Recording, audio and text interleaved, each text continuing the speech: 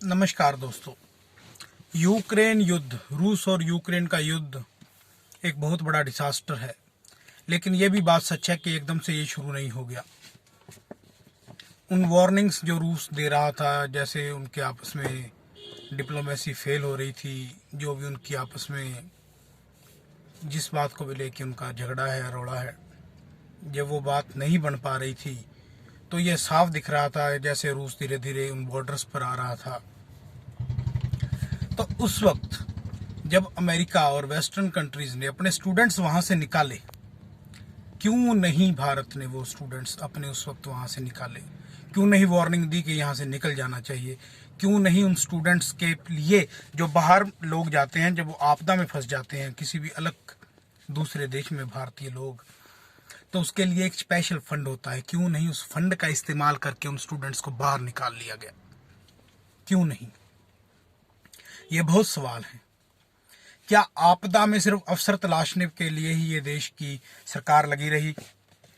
क्योंकि यहां तक भी उन स्टूडेंट्स ने वीडियोस डाल डाल कर कहा है कि एयर इंडिया जो अब भारत की नहीं रही, सरकार की नहीं रही, एक प्राइवेट कंपनी की हो गई है, टाटा की, तो वो एयर इंडिया जो 20,000 की टिकट, 25,000 की टिकट पहले बेच रही थी यूक्रेन की इंडिया के लिए, वो टिकट एकदम से 80,000, 90,000, 60,000 इस भाव हो गई।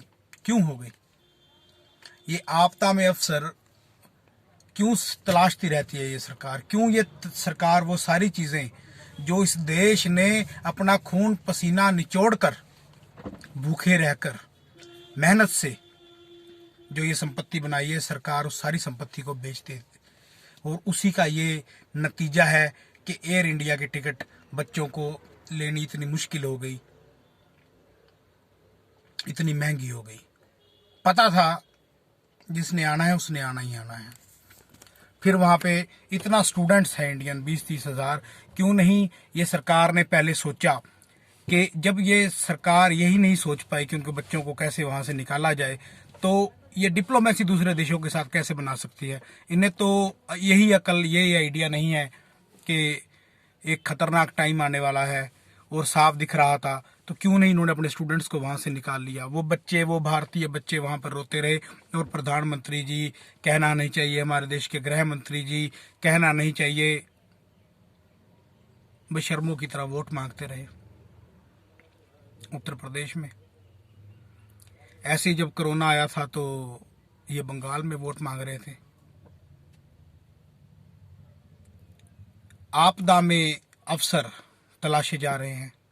आई एम सॉरी, हमें सोचना होगा, इन लोगों को ये अकल देनी होगी कि कैसे देश चलाया जाता है। और प्लीज़ प्लीज़ प्लीज़ उस फंड का इस्तेमाल करके बच्चों को वहाँ से निकाल के लाइए। अपने एम्बेसी वालों को कहिए उनके फ़ोन उठाएं। बच्चे तड़फ रहे हैं, देश तड़फ रहा है।